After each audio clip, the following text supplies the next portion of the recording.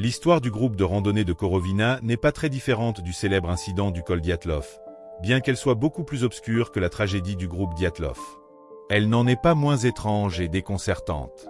Ce qui s'est exactement passé reste un mystère à ce jour, entouré de rumeurs glaçantes qui vont d'opérations d'État ultra secrètes à l'implication d'esprits des montagnes. Et pour rendre l'histoire encore plus effrayante, elle a été racontée par le seul survivant du groupe avec des détails froids et sanglants. Un récit macabre et mystérieux. Alors, que s'est-il vraiment passé ce jour-là dans les montagnes du sud de la Sibérie? L'année est 1993. Un groupe d'étudiants dirigé par Ludmila Korovina, responsable du club de randonnée d'une école professionnelle de Petropavlovsk, décide de se lancer dans une ascension du Hamar d'Aban, une chaîne de montagnes dans la République de Bouriassie au sud de la Sibérie. L'expédition, planifiée le long d'une route de difficulté moyenne, est destinée à faire partie de la compétition nationale de tourisme sportif qui a lieu cette année-là. Qui étaient les personnes qui ont rejoint Korovina?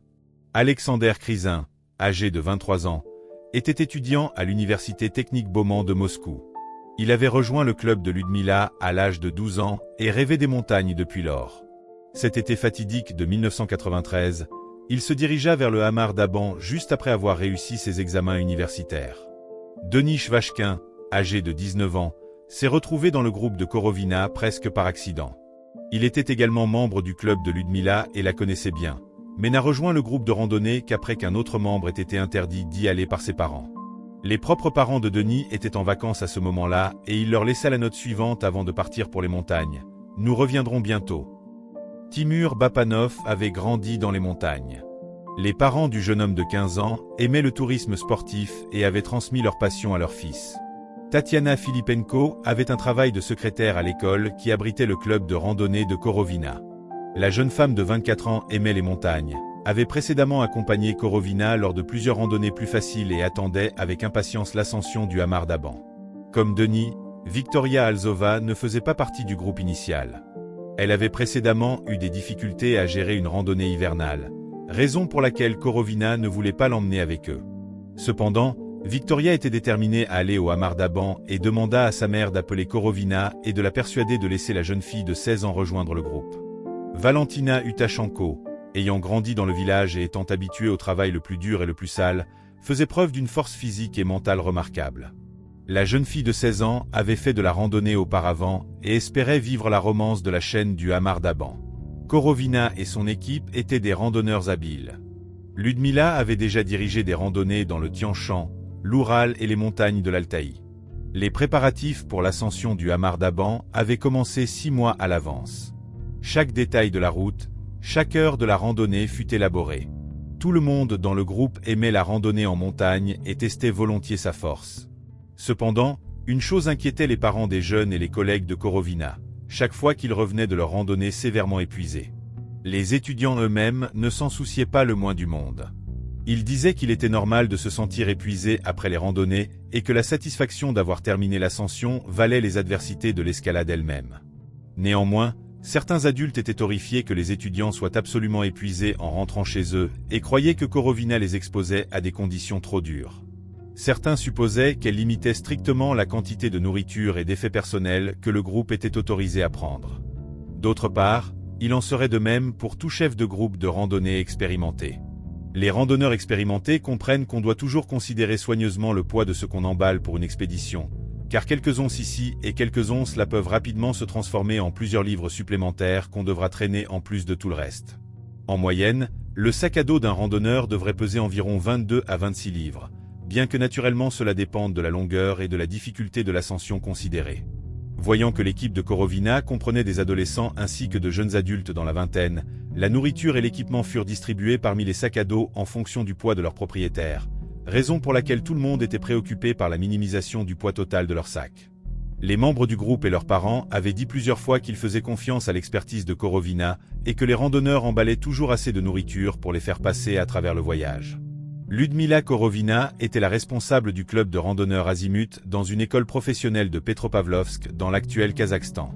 En 1993, elle avait 41 ans et était l'une des chefs de groupe de randonnée les plus connus de la ville. Voici comment Yevgeny Olkovski, l'un des membres de son club, se souvient d'elle. Elle savait comment unir les gens et créer une équipe. Elle croyait en les gens et avait foi en eux. Elle était capable de faire ressortir le meilleur chez les gens. Sous sa guidance, chacun de nous put développer nos capacités au maximum et améliorer notre caractère dans tous les domaines de la vie. Grâce à elle, beaucoup de gens sont devenus de grands professeurs et athlètes, ont fondé des familles, ont appris à dessiner et jouer de la guitare, sont devenus plus forts, plus courageux et meilleurs. Nous étions tous comme des enfants adoptifs pour elle et elle se souciait de nous tous. Quand les garçons allaient à l'armée, elle les accompagnait puis venait les chercher une fois qu'ils avaient terminé leur service militaire. Korovina était une randonneuse professionnelle de niveau international. Elle avait précédemment participé à des expéditions à travers le Tian-Shan occidental, l'Oural du Nord et circumpolaire, le Seyhan occidental, les chaînes de Choria et de l'Altaï, et le désert de Karakoum. La randonnée fatidique de 1993 n'était pas non plus la première fois que Korovina était allée au Hamar d'Aban. Ludmila avait une fille, Natalia, qu'elle élevait seule. En 1993, elle avait 16 ans. Ce mois d'août fatidique, Natalia était également partie en randonnée avec un autre groupe qui était censé rencontrer l'équipe de Ludmila pendant l'expédition. Alors, quel itinéraire l'équipe de Korovina a-t-elle choisi? Leur route commençait à Murin, un petit établissement dans la région d'Iroutsk à la frontière avec la Bouriatie, passait par le col Languteski et vers une crête menant au sommet de Kanula, puis descendait graduellement vers la rivière Snezneia le long du lac Patonskoye à travers le village du Tulik et le col du lac Chedvirto, se terminant à la ville de Sludianka. Au total, le groupe devait couvrir 130 à 140 miles. Pour aggraver les choses, les mois d'été de cette année-là furent particulièrement pluvieux. Selon les météorologues, juin et août virent le pire temps dans la région en 30 ans. Les montagnes du Hamar d'Aban ne sont pas très grandes. Leur point le plus élevé, atteignant 7778 pieds, est le mont Kanula, qui se traduit par « montagne du roi ». Le sommet de Sokior est quelque peu plus bas avec 7600 pieds, et le pic Cherokee arrive en troisième avec 6856 pieds. De telles altitudes ne sont pas considérées comme dangereuses puisque le corps humain peut généralement s'adapter relativement bien à des niveaux d'oxygène légèrement diminués, bien qu'il y ait eu des cas de mal des montagnes se manifestant vers 6500 pieds. Les symptômes précoces de la maladie incluent une vision qui se détériore, une sensibilité à la lumière diminuée et une perception spatiale réduite. Le niveau de difficulté des routes de randonnée, cependant, n'est pas mesuré uniquement par l'altitude de la zone de randonnée, mais doit nécessairement inclure à quel point l'escalade elle-même est difficile, pour laquelle il existe une classification spéciale. Korovina et son groupe prévoyaient de prendre une route de niveau 3. C'est une route de difficulté moyenne contre laquelle les débutants sont avertis, mais le Hamar d'Aban présente d'autres sentiers qui sont plus difficiles. Même des montagnes relativement basses comme celle-ci peuvent parfois être traîtresses. La majeure partie de la crête du Hamar d'Aban se trouve dans la République de Bouriatie, une terre de plusieurs religions, notamment le chamanisme. Les chamans croient que le Hamar d'Aban est un lieu de force mystérieuse, et beaucoup de locaux ainsi que de randonneurs sont d'accord avec eux. Avant de commencer leur ascension du Hamar d'Aban, les randonneurs souhaitent souvent apprendre quels rituels ils doivent accomplir pour s'assurer que les montagnes restent bienveillantes. La nature étant aussi imprévisible qu'elle l'est, il est normal que les gens cherchent soutien et protection, et ce faisant, se tournent vers le royaume spirituel. Peut-être est-il vraiment nécessaire d'apaiser les esprits locaux avant de commencer une randonnée. Par exemple, quiconque souhaitant escalader le mont Everest avec des Sherpas doit participer à un rite de passage connu sous le nom de cérémonie puja pour rendre respect à la montagne et assurer un voyage sûr. Nous avons donc établi que les chamans croient que les montagnes du Hamar d'Aban sont mystiques, interdisant même à quiconque sauf eux-mêmes de visiter certaines zones de la crête où ils accomplissent des rituels chamaniques et atteignent un état de transe. Les voyageurs sur le Hamar d'Aban rapportent souvent être submergés par des sensations inexplicables, de la peur et de l'anxiété au désespoir et à l'apathie complète. Certains entendent un grondement incessant qui semble venir de nulle part, tandis que d'autres prétendent entendre des craquements et des grincements cryptiques. Certains rencontrent des paysages étranges et des animaux au comportement bizarre. C'était vers ces parties étranges que l'équipe de Ludmila Korovina se dirigeait. 3 jeunes hommes et 3 jeunes femmes menés par leur professeur bien-aimé commencent leur randonnée le 2 août depuis la station Murin. Ils prennent une photographie commémorative avant de finalement partir vers les montagnes. Dans les premiers jours de leur randonnée, ils passent par le col Languteski, atteignent la crête du Hamar d'Aban et se dirigent vers le sommet de Kanula. Ils n'ont pas de chance avec le temps. Bien que ce soit le plein été, il y a de fortes pluies et de la neige exacerbée par des vents forts. L'équipe n'est pas préparée pour de telles conditions. Les prévisions étaient assez différentes quand ils planifiaient la randonnée. En plus du déluge, les randonneurs doivent endurer un brouillard impénétrable. Plus tard, un autre groupe de randonnée le décrira comme collant. Personne ne peut donner une définition appropriée de ce qu'est un brouillard collant. Il semble qu'il ne puisse être que vécu mais pas décrit. Cet été-là, les locaux avaient noté des animaux au comportement étrange. Des cerfs qui n'avaient pas peur des gens. Ils ne s'enfuyaient pas mais se figeaient simplement et regardaient fixement. Des ours atteignaient les voies ferrées et se jetaient sous les trains. Certains disaient aussi que quelque chose d'étrange était arrivé aux arbres du Hamar d'Aban. À certains endroits, il semblait comme si une force mystérieuse les avait pressés contre les pentes. Seulement en se frayant un chemin avec une hache pouvait-on passer à travers une telle forêt. C'est dans de telles conditions que l'équipe se ferait un chemin le long de la crête. Seulement un jour s'avère être ensoleillé. C'est alors qu'ils campent au col Languté pour une journée de repos. Continuant leur randonnée le matin suivant, alors qu'ils se déplacent le long de la crête de la chaîne, le temps empire à nouveau. Le 4 août, l'équipe atteint le sommet de Canula et établit un camp de nuit. Ici la terre est aride et venteuse, avec rien d'autre que des rochers et de l'herbe, et le mauvais temps complique encore leur séjour nocturne. Le plan est d'escalader une autre montagne plus basse puis de descendre vers la rivière Snezneia, où un second groupe de randonnée qui incluait la fille de Korovina, Natalia, les attendrait. Ensemble ils prévoyaient d'atteindre la ville de Sludianka via le lac Patonskoye et le col du lac Chedvirto. L'équipe de Korovina, cependant, n'arriva pas au lieu de rendez-vous à la date convenue. Natalia dit plus tard que son groupe décida d'attendre jusqu'au jour suivant, mais l'équipe de Korovina n'apparut pas non plus le jour suivant, alors le groupe continua son voyage seul. Natalia n'apprit les terribles nouvelles qu'à la fin de leur randonnée. Elle découvrit qu'un des membres de l'équipe de Korovina, Valentina Utachenko, avait été récupéré par des randonneurs ukrainiens sur les rives de la rivière Snezneia. La jeune femme était en état de choc et parlait à peine, étant seulement capable d'expliquer que tout son groupe était mort le 5e jour de leur randonnée. Des télégrammes furent immédiatement envoyés aux parents des défunts et les questions sur ce qui s'était passé commencèrent à s'accumuler. Tandis que les secouristes cherchaient les restes du groupe, une enquête officielle fut lancée sur leur mort. Pendant l'enquête préliminaire, on demanda à Valentina Utachenko d'écrire une note explicative dans laquelle elle devait décrire ce qui s'était passé. Sa note disait ce qui suit. Le 4 août, nous avons atteint le col de l'équipage. Nous sommes descendus et avons marché à travers une zone alpine sans arbres. Nous cuisinions notre nourriture sur un réchaud de camping. Vers 4 heures de l'après-midi, nous nous dirigions vers le pic Tritran, mais il faisait froid et il y avait de fortes pluies. Alors nous nous sommes arrêtés dans une zone sans arbres et avons installé 2 tentes. À 4 heures du matin, nos cordes de haubanage se sont déchirées, alors nous les avons changées. À 6 heures du matin, un des piquets de tente fut arraché du sol. Les sacs de couchage furent mouillés. 5 août, 10 heures du matin. Crisin est venu et a dit qu'ils étaient trempés et gelés. Il neigeait. Aucun point de repère n'était visible. Nous avons rassemblé nos sacs à dos et avons commencé à partir. Après environ 10 mètres, Crisin est tombé. D'autres ont essayé de l'aider mais il continuait de tomber. Korovina est resté à côté de lui et a dit aux autres de descendre, mais nous a ensuite arrêtés presque immédiatement et a demandé à quelqu'un de revenir vers elle. Tania a sorti une tente et les autres se sont abrités pendant que je montais vers Korovina. Les yeux de Crisin étaient énormes et indifférents. Korovina a pris son pouls et a dit que son cœur avait cessé de battre. Elle m'a demandé d'aider Vika à descendre, alors je suis monté vers elle, mais elle m'a mordu. Je l'ai traînée vers les autres. Tatiana a commencé à se cogner la tête contre les rochers. Denis s'est caché derrière eux et s'est glissé dans son sac de couchage. J'ai rampé vers Korovina mais elle ne respirait plus. Puis j'ai essayé de faire lever Timur. Quand j'ai réalisé que personne ne bougeait, je suis descendu là où il y avait des arbres. Je me suis habillé et suis entré dans mon sac de couchage, me suis couverte avec une tente.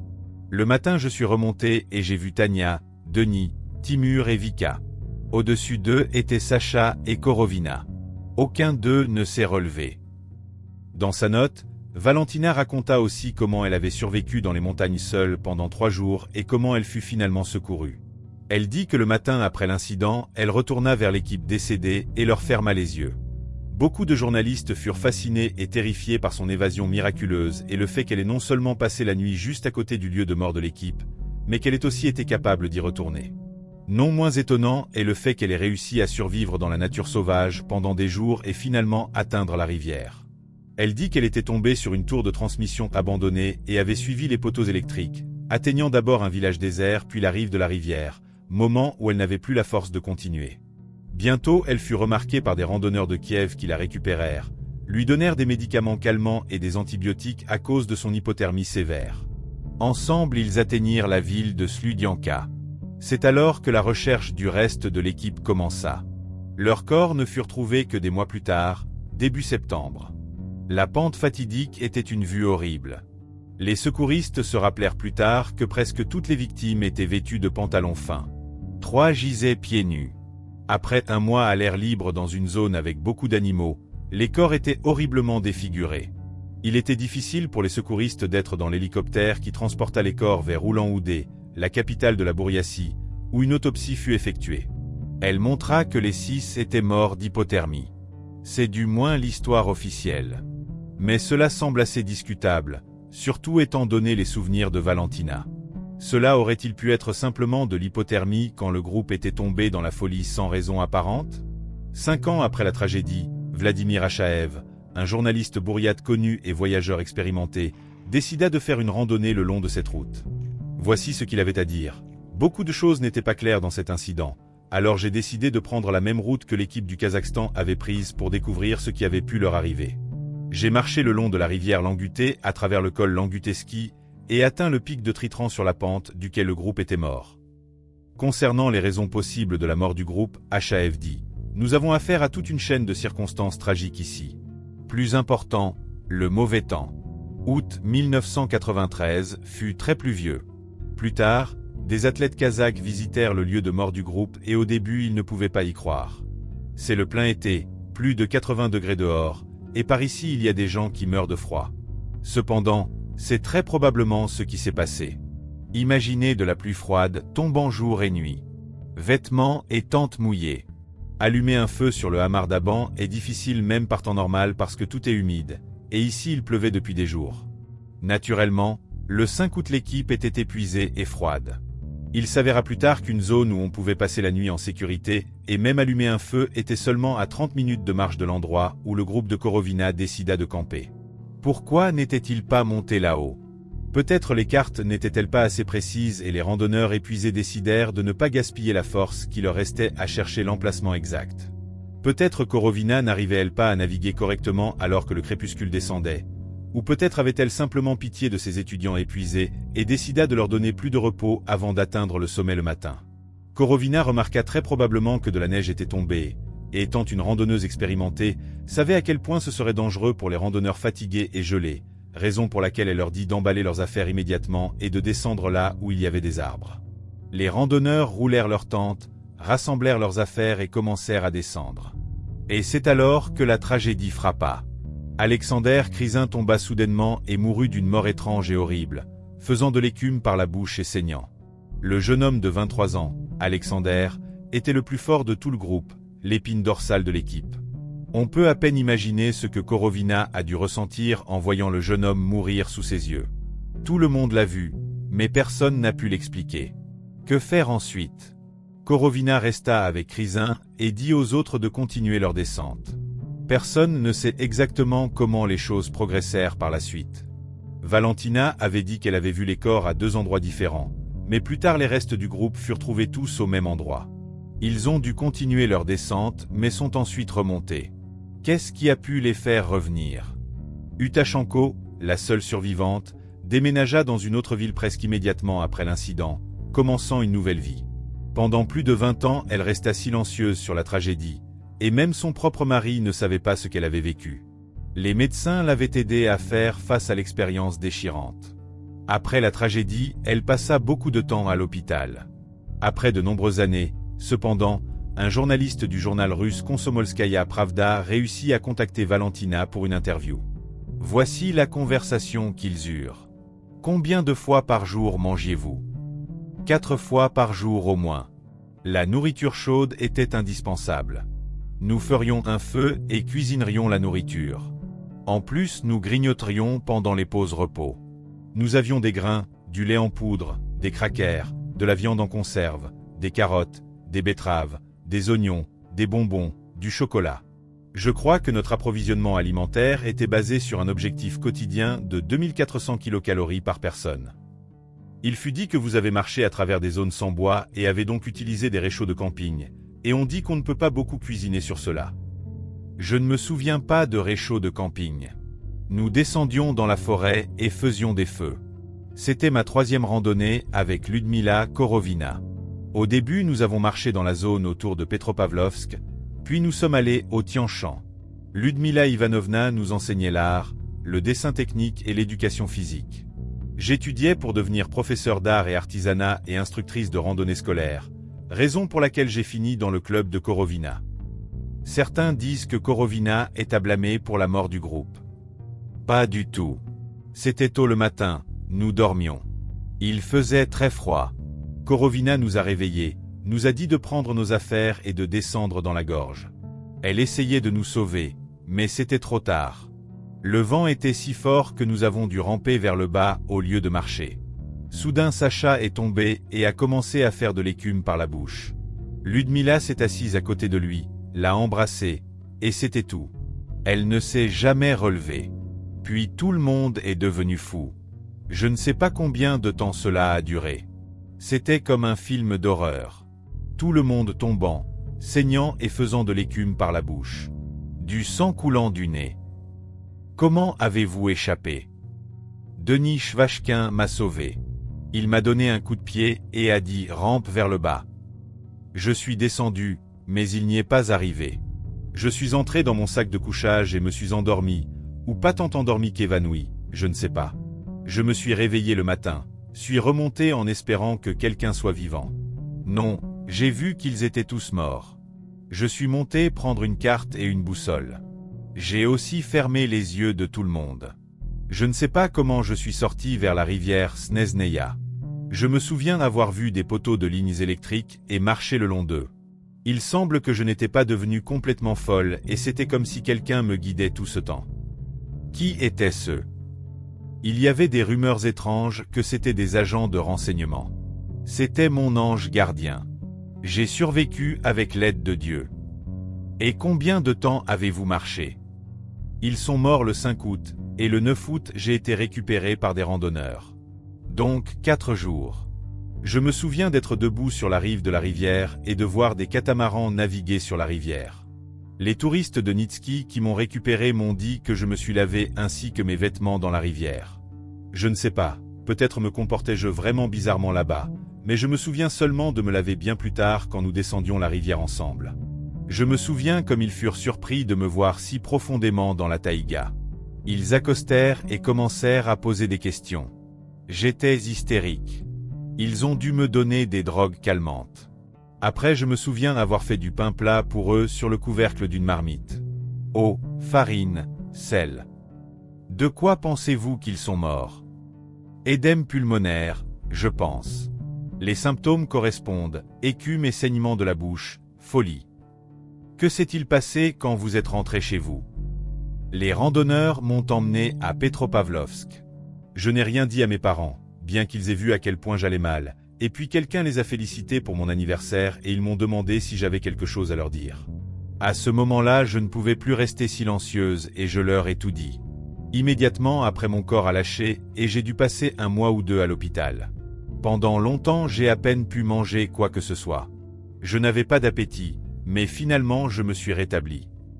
Après avoir donné cette interview, Valentina participa à une émission de télévision russe populaire avec la fille de Korovina, Natalia, et Yuri Golia, un secouriste qui était en charge de la mission de recherche.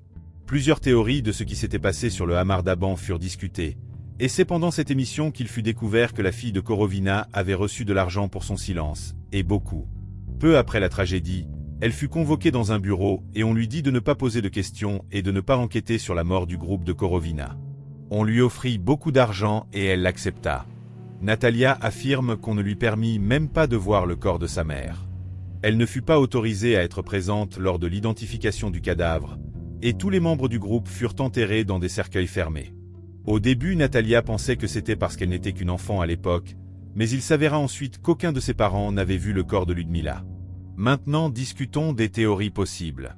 Voici l'histoire officielle. À cause d'un changement brutal du temps, les randonneurs durent quitter leur tente, mourant d'hypothermie peu après. Tout comme dans l'incident du col Dyatlov, pendant l'autopsie, les experts médico-légaux de Bouriassy établirent que tous les randonneurs étaient morts d'hypothermie. Voici comment Constantin Hugoff, chef du bureau de médecine légale en Bouriassy, le décrit. Nous avons reçu 6 corps de randonneurs pour autopsie. Notre tâche était de déterminer leur cause de mort. Cela aurait-il pu être l'hypothermie? Aurait-il pu être empoisonné? Y a-t-il des blessures sur les corps? D'abord, nous avons soigneusement étudié les conditions sous lesquelles cette tragédie s'est produite afin de déterminer ce qui aurait pu tuer les randonneurs. Tout s'est passé haut dans les montagnes avec de basses températures et de fortes pluies. De plus, les randonneurs s'efforçaient physiquement et étaient privés d'oxygène. Dans de telles conditions, la mort peut survenir rapidement. Il y a eu des cas où, sous des circonstances similaires, des gens sont morts d'hypothermie en 2 heures. L'autopsie révéla des signes d'hypothermie, comme un manque de nutriments dans les muscles, raison pour laquelle ce fut le diagnostic donné.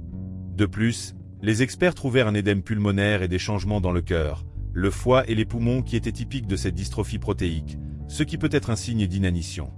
Mais pourquoi seraient-ils morts de faim s'ils avaient emballé 2400 calories de nourriture quotidienne pour chaque personne? Les secouristes trouvèrent de la nourriture dans leur sac à dos. Alors pourquoi les randonneurs n'ont-ils pas mangé pendant leur dernière pause repos? C'est là que la théorie officielle trouve son coupable, Korovina elle-même. Elle était maintenant blâmée pour la tragédie, ayant supposément forcé son équipe à endurer des défis impossibles, les menant à l'épuisement et à l'inanition. Mais même après la tragédie, les parents des étudiants affirmèrent qu'ils avaient confiance dans les compétences de Korovina et lui faisaient entièrement confiance. Aucun d'eux ne croyait qu'elle puisse être coupable de la mort du groupe. Une autre théorie affirme une possible interférence du gouvernement. Cela aurait-il pu être qu'une arme secrète était testée dans la zone? Qu'était ce brouillard collant que les randonneurs décrivirent avoir rencontré? Une fois de plus, nous pouvons voir des similitudes avec l'incident du col Dyatlov, où les randonneurs avaient fui à moitié vêtus de leur tente, les ayant coupés de l'intérieur, évidemment effrayés par quelque chose. La même chose aurait-elle pu se passer sur le Hamar d'Aban, avec le groupe quittant leur tente à moitié vêtu et tombant dans la folie? Denis commença à se cacher derrière les rochers et essaya de fuir. Tatiana se cogna la tête contre les rochers. Victoria et Timur semblaient être devenus fous. Ludmila Ivanovna mourut d'une crise cardiaque. Ce furent les mots de Valentina Utachenko tels qu'enregistrés dans le rapport des secouristes. Qu'est-ce qui aurait pu les faire se cogner la tête contre les rochers et même mordre un coéquipier? On ne peut s'empêcher de se rappeler que la fille de Korovina, Natalia, fut amplement rémunérée pour son silence, et que Valentina elle-même ne dit pas un mot sur l'incident pendant 20 ans. Une autre version de ce qui s'est passé spécule que la mort de l'équipe aurait pu être causée par des gaz toxiques naturels ou des plantes empoisonnées. Selon les données des stations météorologiques, jusqu'à 800 tremblements de terre sont enregistrés annuellement dans la zone du Hamar d'Aban. Beaucoup de voyageurs ont rapporté des gaz naturels s'échappant des fissures causées par les tremblements de terre. Natalia croit que c'était un gaz qui joua un rôle crucial dans la mort du groupe. Cependant, elle impliqua que c'était une sorte de gaz artificiel d'origine claire. Il a aussi été suggéré que la mort de l'équipe pourrait être liée aux herbes. Nous savons que les membres du groupe de Korovina avaient collecté une plante connue sous le nom de racine rose. Voici comment le secouriste Yuri Golia raconte l'histoire. Les spécialistes de notre service de contrôle et de sauvetage aidaient les grimpeurs, randonneurs et skieurs touristes. Tous les groupes de randonnée organisés avec une feuille de route et un livre de route furent enregistrés au comité de défense civile et d'urgence, incluant le groupe de Ludmila Korovina, qui dirigeait une équipe d'étudiants du Kazakhstan. J'étais dans la zone rurale de Kiren quand j'ai été informé que des touristes de rivière avaient amené à Sludianka une fille d'un groupe qui s'était perdue dans les montagnes. Je rencontrai Valentina Utachenko. Elle était en état de choc. Néanmoins, je lui demandai d'écrire une note explicative. Selon elle, avant le début de cette nuit fatidique, le groupe avait passé la journée à collecter et sécher de la racine rose. Le jour passé, il y avait eu de la pluie froide avec de la neige et un vent fort soufflant. Les touristes étaient épuisés, froids et affamés. La racine rose ou Rhodiola rosea est connue pour ses propriétés presque miraculeuses. Elle peut augmenter l'endurance, construire la résistance du corps au stress et à la fatigue, et est communément utilisée pour traiter les conditions asthéniques et neurasthéniques ainsi que pour soulager les symptômes d'angionévrose. Le groupe de Korovina aurait-il pu en prendre trop? Ou peut-être ont-ils confondu une autre herbe avec celle-ci? Valentina Utachenko affirma qu'ils n'utilisèrent que de petites quantités de racines roses, en prenant un peu avec le thé pendant le déjeuner. Cependant, un sac entier de racines roses fut trouvé plus tard dans le sac à dos de Korovina. Certains croient qu'elle aurait pu planifier de la vendre en ville au retour. La racine rose devint la source d'une autre théorie, que le groupe fut puni par les esprits de la forêt pour en avoir pris trop et avoir de mauvaises intentions. La tradition dit que les esprits, ou même les montagnes elles-mêmes, punissent quiconque collecte de la racine rose en excès. Esprit ou non, il est vrai que la nature montre parfois des phénomènes inexplicables. Il semble improbable que nous résolvions jamais le mystère de la mort des randonneurs, non seulement parce que c'est si complexe, mais parce qu'il y a des détails que nous ne découvrirons probablement jamais. Moi-même je n'ai pas de théorie favorite, mais comme toujours, j'ai tenté de compiler les informations les plus intéressantes de différentes sources. S'il vous plaît, écrivez dans les commentaires quelle théorie vous pensez être la plus plausible.